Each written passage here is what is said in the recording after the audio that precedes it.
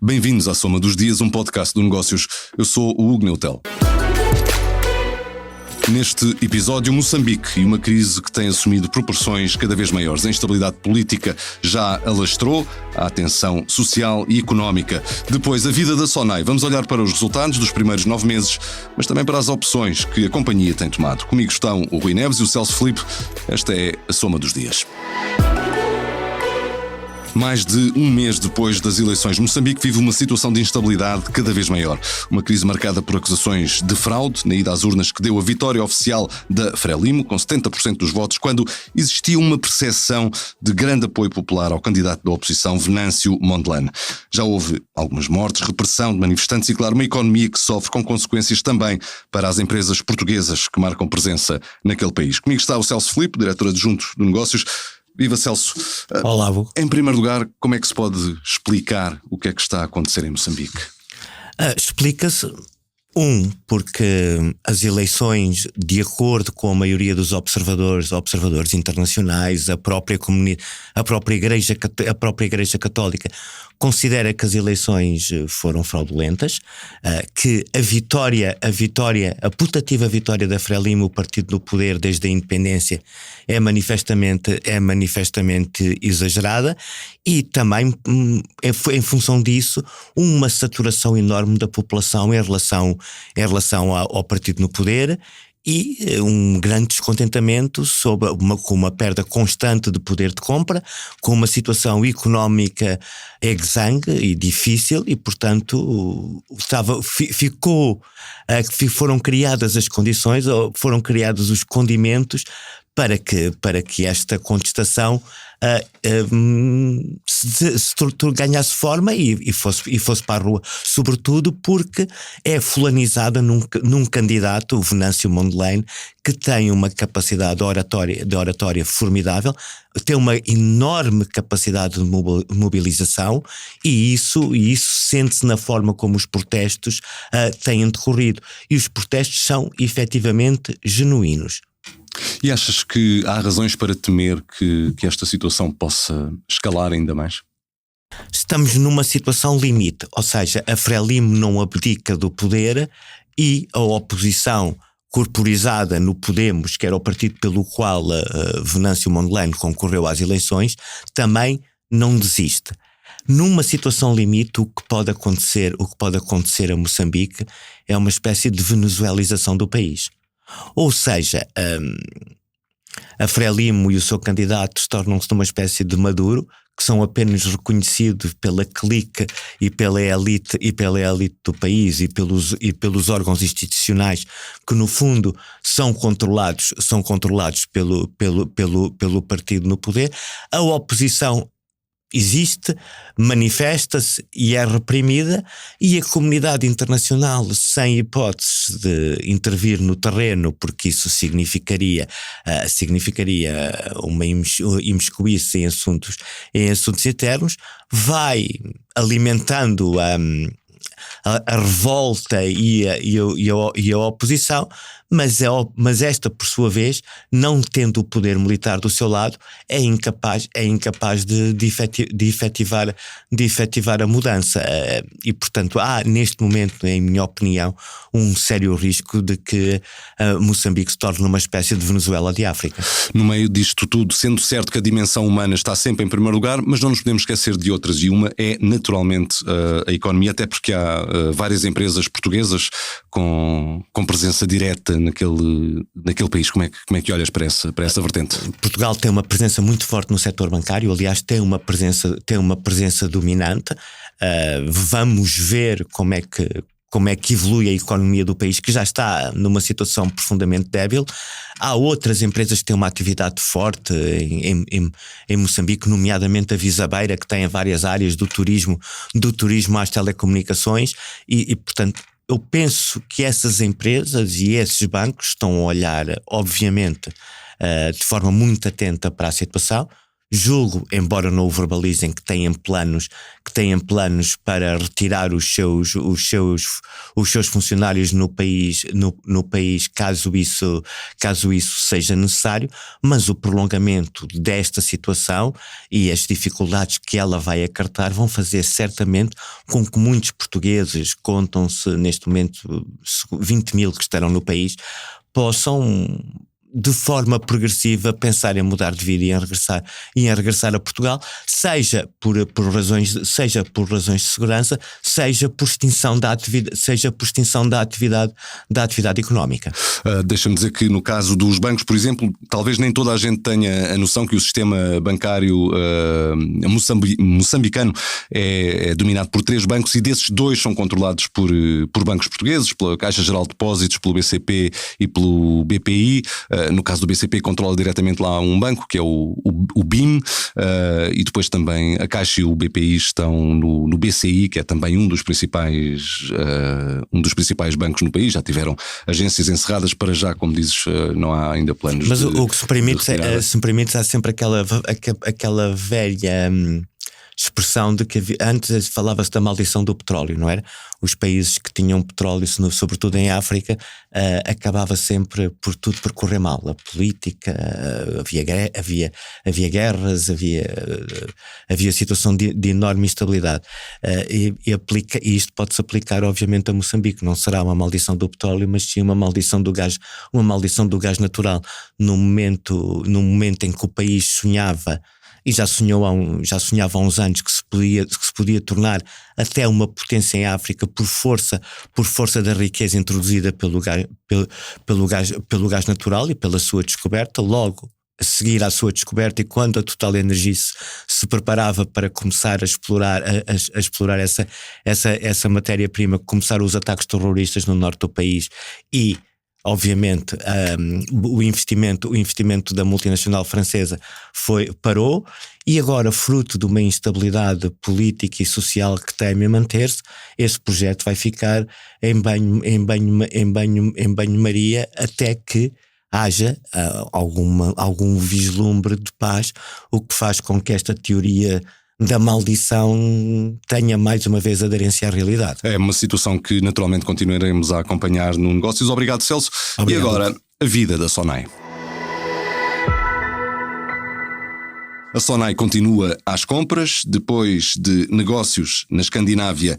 Agora anunciou a aquisição de um projeto residencial em Espanha. Já lá vamos. Primeiro, os lucros. O resultado líquido foi de 149 milhões de euros, isto nos primeiros 9 meses do ano. Comigo está o Rui Neves, que acompanha o percurso da empresa. Viva, Rui, bem-vindo à Soma dos Dias. Os principais indicadores financeiros destes resultados, quais são?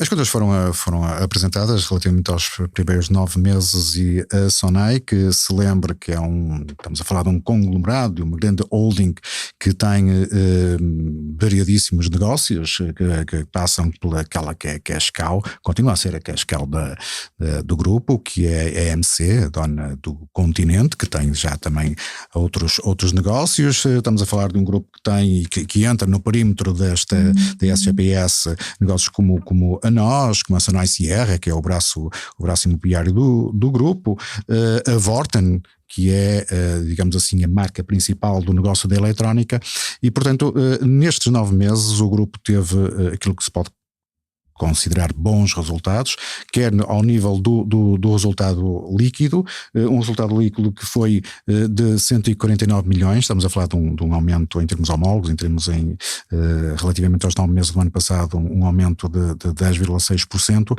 e também relativamente à faturação, conseguiu uma cifra bastante interessante, estamos a falar de 9 meses, portanto não é anual, mas de 7 mil milhões de euros, um aumento da ordem dos 15% em termos homólogos, e dentro deste aumento passa também muito por aquilo que foi o aumento do perímetro do grupo, com bastantes aquisições, que iremos daqui a pouco falar. Também há em ter em consideração um outro indicador que é sempre interessante neste caso, que é o EBITDA, ou seja, os resultados antes de impostos, juros, depreciações e amortizações, que foram de 706 milhões de euros. Estamos a falar de um crescimento de 22%, que beneficiou, grosso modo, o sólido desempenho dos negócios do retalho e de telecomunicações, e lá está, a integração de novos negócios. E na informação que a empresa publicou, da leitura que fazes, quais foram os principais fatores, no fundo, que explicam estes resultados? Logo à partida temos sempre de falar, é incontornável, apesar de toda a panóplia de negócios do grupo, incontornável é a EMC. Continua a ser de facto o grande contribuinte, continua a ser o grande contribuinte para os resultados e para aquilo que é a performance do grupo, e teve um crescimento muito grande. Agora, dentro da EMC ficou aquilo que é uma nova avenida de crescimento do grupo. Estamos a falar nomeadamente, e falou-se muito no último ano, que é da Musti. Estamos a falar da Musti, que é a empresa líder de mercado no retalho de produtos para animais de estimação nos países nórdicos, e já foi uma aquisição de perto de 90%, e que lá está, fica ancorada nesta EMC, e que alterou obviamente o seu perímetro e teve um grande crescimento. Não foi só isso, foi também outras aquisições. No caso da Musti, já em outubro, já não entra nestas contas, vai entrar nas contas anuais, mas em outubro, por exemplo, via Musti foi adquirido outra empresa de concorrente naquela zona geográfica da Europa, a Pet City, neste caso nos países bálticos, e que estamos a falar que é um primeiro passo naquilo que a Cláudia Azevedo, a CEO do grupo, diz que é um primeiro passo para a expansão para novas geografias e no posicionamento da nórdica Musti como uma plataforma de crescimento no dinâmico setor deste setor dos cuidados para animais de estimação. Há ainda a integração de outra empresa que foi adquirida, de ingredientes para a indústria da nutrição em França, Life Science. No fundo este aumento não só foi pelo crescimento orgânico de todas as suas unidades de negócio, ou seja, todos os negócios do grupo estão em crescimento, como também por aquisições. Uma última nota relativamente a estas aquisições é que a Sonai teve um investimento recorde nos últimos 12 meses de 1,6 mil milhões de euros, dos quais, desde janeiro, ultrapassou os 1.000 milhões. Basta dizer que sendo um grupo como é a Sonai, um dos principais em Portugal, o maior empregador português, etc., este investimento recorde dá razão, e sobretudo com aquisições internacionais, dá razão ao falecido Belmiro de Azevedo, pai de Cláudia e do ex-CEO, aquele que foi o antecessor de Cláudia, o seu irmão Paulo, dá razão a Belmiro de Azevedo ao dizia que Cláudia era a que dos irmãos dos seus filhos tinha o maior, aquele instinct de facto. E depois Paulo, quando passou a pasta do cargo de CEO à sua irmã, uma das coisas que disse na altura, e que eu recordo, foi que gostaria que a sua irmã conseguisse dar mais corpo internacional, maior aposta na internacionalização do grupo, e isso de facto está a acontecer, e no último ano tem sido absolutamente brutal o crescimento por via das aquisições e a dimensão que está a ganhar a nível global. E agora mais uma compra.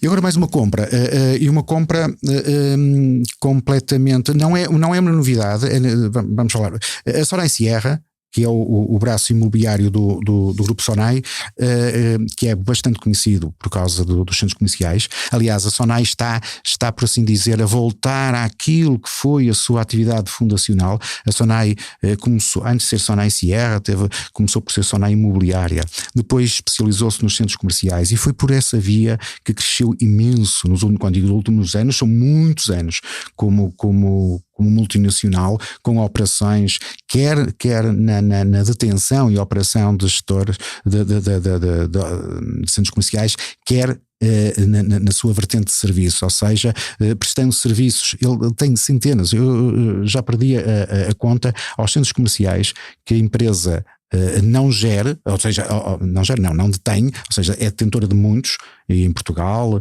no Brasil, Norte da África, sobretudo, na América, muitos, e depois tem, pela vertente de serviços, muitos centros comerciais a nível internacional em que é apenas gestora, ou seja, ela no fundo cobra um fio, uma comissão por gerir. E isso também é bom no sentido em que já demonstrou internacionalmente que tem know-how na área e é reconhecido como tal.